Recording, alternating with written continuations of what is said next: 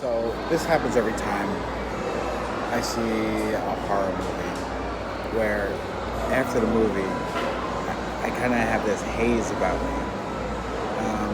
Not all horror movies, but this one was kind of a doozy. I'm talking about the film Midsommar.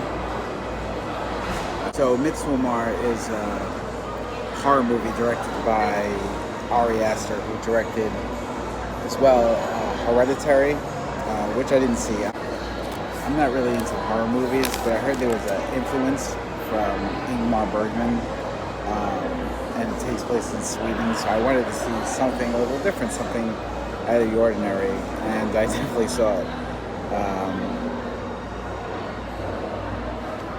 So it's one of those movies that kind of sticks to you. It's like the barbecue sauce of movies where it sticks to your ribs and you kind of mull it around in your head for a while and it sticks with you. So the last movie I felt like that was probably Get Out. It's one of those movies where you have to think about it, and it's more than just a straight-laced, straightforward horror movie. There's actually some substance to it. Masterfully made. The opening shots before, you actually see the actors are gorgeous. The cinematography is gorgeous. Everything that happens before the opening credits really kicks you in the teeth and lets you know exactly what kind of movie you're seeing. And it's not relentless, it's subtle, and everything that's done, you're on the edge of your seat. You're feeling every ounce of anxiety that the characters in the movie are feeling. Like I said, I'm still kind of in a weird haze right now where I'm kind of looking around and it's I don't know if anybody else goes through this, but this is every time I see like a movie like this, a horror movie or something that affects me on more than just a cinematic level, but like a cellular level almost. I feel affected, and this movie really, wow. I'm not getting into specifics because that's unfair to the movie, but I think you should see it if you're into that. Again, it's a really, really well done movie. The lead actress, Florence Pugh, I think. The only other thing that I saw her in, or I didn't see the movie, but I know her from was she was in the Fighting With My Family movie. So all I know her from is that. But the only thing I've ever seen her in is this. And she was great. The supporting cast was great. One of the actors, I don't know what's going on, and I'm going to put like a little visual right here, but he looks like a grown-up version of Sid from Toy Story. He's got like the same face.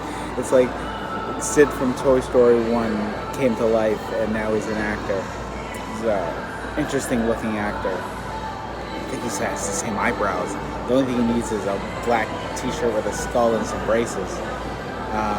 Anyway, so Midsommar, and if I'm pronouncing it incorrectly, I apologize. It takes place in Sweden during a festival that is supposed to celebrate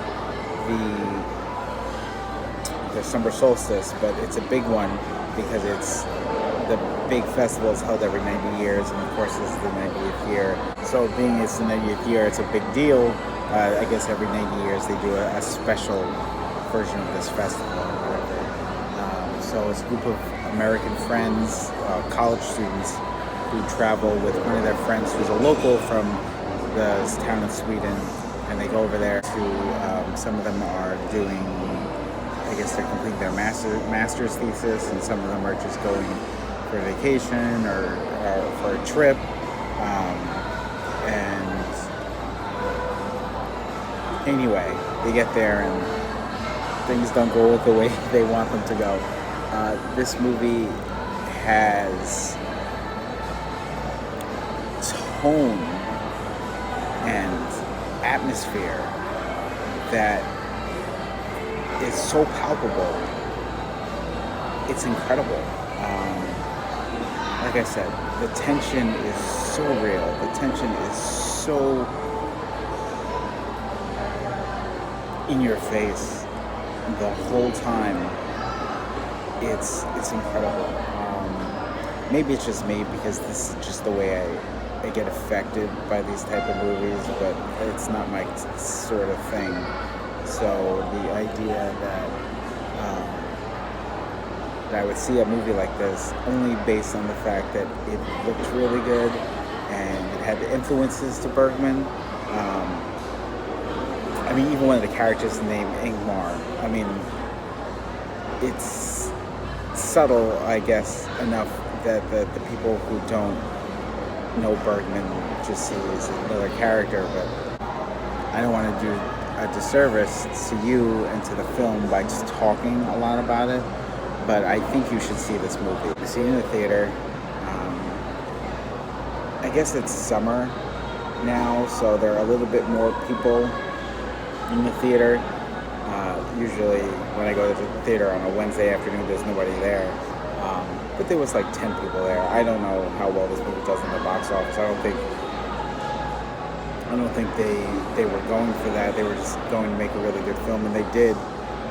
It's a really good film. It's frightening. It's scary. It's twisted. It's as artful as a horror movie, a modern horror movie can possibly be. I mean, to me, and I think you should see it because it's